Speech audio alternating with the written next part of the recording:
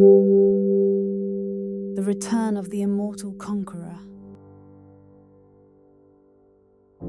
During his time of seclusion, Alexander immersed himself in studying the mysteries of life, uncovering arcane magic and hidden universal wisdom. He also traced his lineage, discovering that he was the great-grandson of Nectanebo I, an Egyptian general of Edomite descent who had overthrown Egypt's reigning king and seized the throne for himself. Alexander recalled his father's ability to change form, the very power he had used on the night of Alexander's conception. Undeterred and determined to break the curse, he sought the council of demons, beings renowned for their mastery of the art of shape-shifting. After years of exile, cast out from society and his former life, Alexander returned at last, a skillful sorcerer like his father before him, transformed, yet still driven by the same insatiable thirst for power.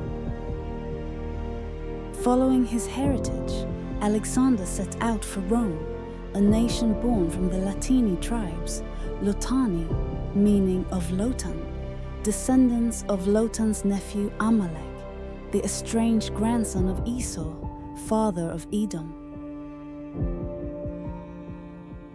Alexander's return was calculated and precise as he worked patiently behind the scenes. Empowered by immortality, shape-shifting, and sorcery, he had become unmatched. In time, Alexander aligned himself with the young Julius Caesar, a rising officer steadily climbing through the ranks. Recognizing the untapped potential within him, Alexander took on the role of mentor, guiding Caesar along his destined path to greatness. At the age of 29, Julius Caesar played a key role in the defeat of Spartacus. Under Alexander's guidance, Julius proposed the bold plan to strike Spartacus's army at dawn, a strategy that eventually brought Rome its long-awaited victory over Spartacus. In the following decade, Caesar continued to build his military career, participating in various campaigns and gaining valuable experience. During this time, he also focused on strengthening his political network and reputation in Rome. He was elected Curule Aedile and later appointed Pontifex Maximus. These efforts ultimately enabled Caesar to form key alliances, establishing the foundation for Alexander's brilliant scheme, the First Triumvirate. His alliance with Pompey and Crassus secured his election as consul, granting him what he desired most: command of Gaul. There, he built his own army, paving the way for his eventual rise to power. Caesar's command in Gaul marked a pivotal period in his career. Under Alexander's extraordinary strategic and leadership guidance, Caesar led a series of unprecedentedly successful military campaigns that brought him immense wealth and, most importantly, enabled him to build a fiercely loyal, battle-hardened army.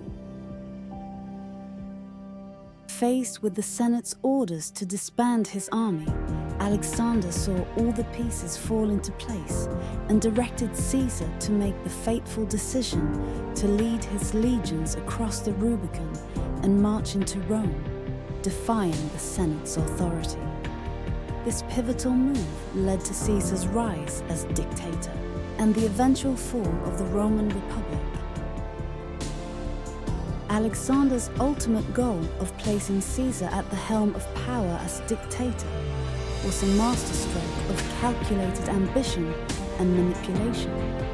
Over the years, he orchestrated Caesar's rise, ensuring every victory, alliance, and maneuver aligned with his greater vision.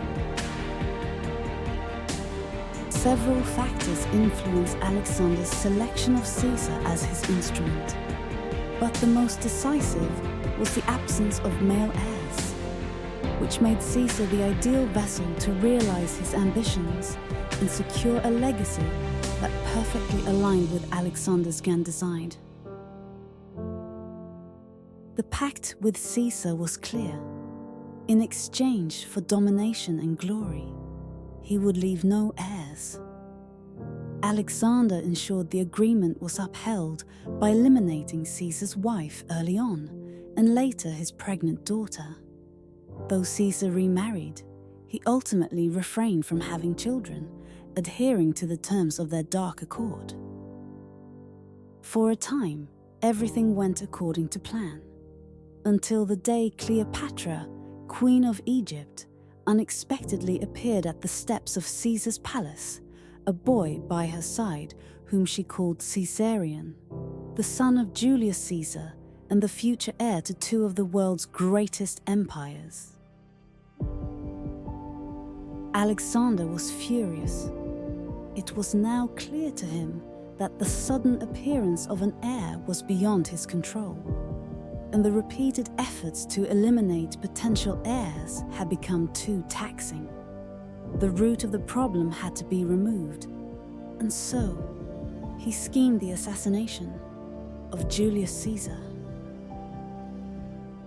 Ambushed in the Senate chamber, Caesar was struck down by the hands of his own senators. Fearing his growing power, the conspirators were incited against him by Alexander, who promised them the restoration of the Republic. Yet, unbeknownst to them, their actions would set in motion a chain of events that would ultimately lead to the rise of Imperial Rome. After securing his place as Caesar's heir through formal adoption, Alexander, now named Octavian, prepared to follow the same path to power he had once paved for himself, repeating the steps that had led to his rise, just as he had orchestrated the assassination of King Philip and Cleopatra Eurydice all those years ago.